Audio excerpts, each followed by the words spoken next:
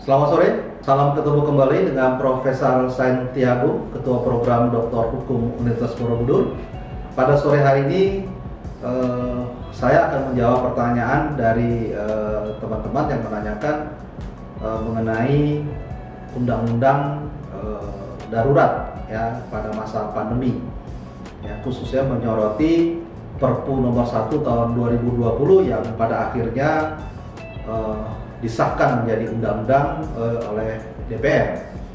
Kita ketahui yang maksudnya Perpu adalah peraturan pengganti undang-undang. Ya. Perpu ini dibuat oleh Presiden karena melihat pada saat ini, ya, pada tahun 2020 lalu, bahwa bangsa Indonesia itu kena pandemi COVID-19 dan juga semua negara mengalami hal yang serupa. Maka untuk menjaga peraturan atau kondisi di Indonesia itu, maka dibuatlah suatu peraturan. Maka dikeluarkanlah Perpu nomor 1 tahun 2020 dan selanjutnya dituangkan menjadi undang-undang.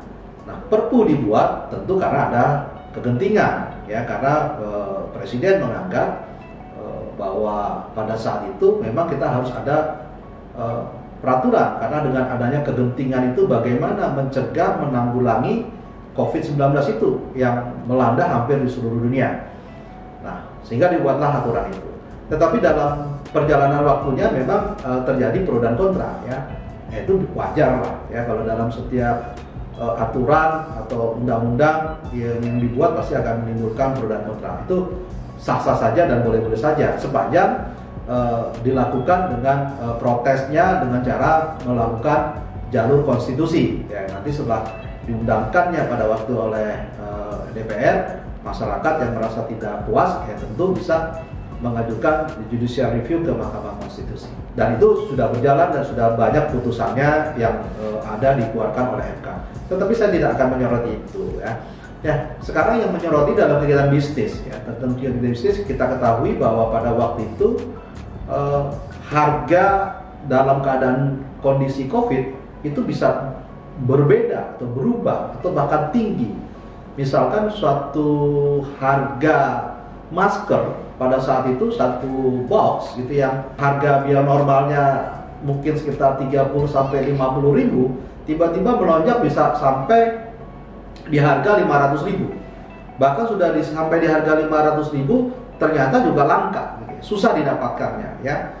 Ada dua, tidak didapatkannya, ada sebagian memang menyimpan, ya, untuk mendapatkan harga tertentu atau harga tinggi, atau memang karena kelangkaannya, karena tidak ada persiapan untuk memproduksi masker pada saat itu dan tidak diduga kalau akan terjadi pandemi atau COVID-19 yang salah satu alat untuk mencegahnya adalah dengan memakai masker. Nah, pertanyaannya adalah bagaimana dengan harga masker pada saat itu untuk pertanggungjawabannya pada kemudian hari? Nah, itu yang pertanyaannya. Jadi bagaimana pertanggungjawabannya kalau harga yang biasa 50.000 itu kok tiba-tiba menjadi 500.000 gitu, ya. Nah, tentu dalam hukum ya kita harus antisipasi mengenai hal tersebut kalau kita memang bagian dari penyediaan barang atau membeli barang dengan hal yang seperti itu. Nah, tapi jangan takut teman-teman semua, sepanjang kita membeli masker pada waktu itu dengan harga 500.000 memang tujuannya atau niatnya adalah baik, ya, betul-betul kita tidak adalah tujuannya untuk membeli barang tersebut adalah untuk mencari keuntungan, saya pikir itu akan menjadi pegangan kita kalau ada tuntutan hukum bagi kita. Nah, yang pertama yang harus diperhatikan adalah adanya dokumentasi. Artinya dokumentasi itu adalah benar bahwa kita melakukan atau membeli, kita contohkan masker tadi itu terjadi, ya. Jangan sampai kita mengklaim pembayaran harga 500.000 itu kita tidak mempunyai dokumentasi, gitu, ya. Nah, itu yang penting. Jadi kalau kita mempunyai dokumentasi kapan kita membeli, di mana kita membeli, walaupun dengan harga 500.000, kita wajib atau berhak akan mendapatkan pembayaran dari misalkan dari satu institusi. Apakah institusi itu swasta ataupun institusi itu adalah pemerintah. kalau kita ketahui bahwa pemerintah itu adalah pasti menggunakan anggaran dari negara, maka ada pertanggungjawabannya untuk negara. Sepanjang kita bisa membuktikan bahwa kita betul membeli masker seharga 500.000 itu pada ada dokumentasinya. Nah, yang kedua yang harus kita perhatikan supaya kita tidak ada permasalahan hukum di kemudian hari, adanya alat bukti. Betul ada bukti secara fisik kita membeli masker tersebut. Itu secara fisik. Jangan kita menagih atau memberikan invoice bahwa tidak pernah terjadi pembelian masker, tetapi direkayasa bahwa kita membeli masker. Ya, itu yang menjadi masalah hukum. Tetapi sepanjang dalam situasi kita bisa membuktikan bahwa kita ada masker yang dibeli, maka itu kita akan menjadi pegangan kita. Kalau memang kita akan menagih atau kita akan mempertanggungjawabkan ya masker yang kita beli tersebut. Jadi jangan lupa kita perlunya alat bukti benda yang kita beli tersebut, yaitu masker dengan harga yang 500.000 tadi dengan adanya dokumentasi. Nah, yang ketiga yang perlu memang kita harus perhatikan, memang ada regulasi gitu ya, ada regulasi aturan hukum ya pada saat itu yang mengatakan bahwa kondisi kita memang pandemi. Kondisi kita adalah dalam keadaan yang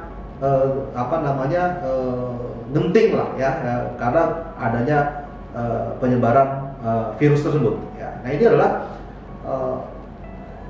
adanya regulasi. Nah, regulasinya apa? Tadi dengan adanya Perpu yang dikeluarkan oleh Presiden ya nomor 1 tahun 2020 yang selanjutnya juga disahkan oleh DPR menjadi undang-undang. Nah, itulah ya yang harus diperhatikan, yang menjadi pegangan kita apabila dalam masa pandemi ini teman-teman semua adalah bagian dari yang misalkan membeli barang kok harganya tidak wajar, tetapi sepanjang Anda bisa membuktikan ya 3 hal tersebut ya, maka insya Allah Bapak Ibu atau teman-teman semua akan terhindar dari masalah hukum.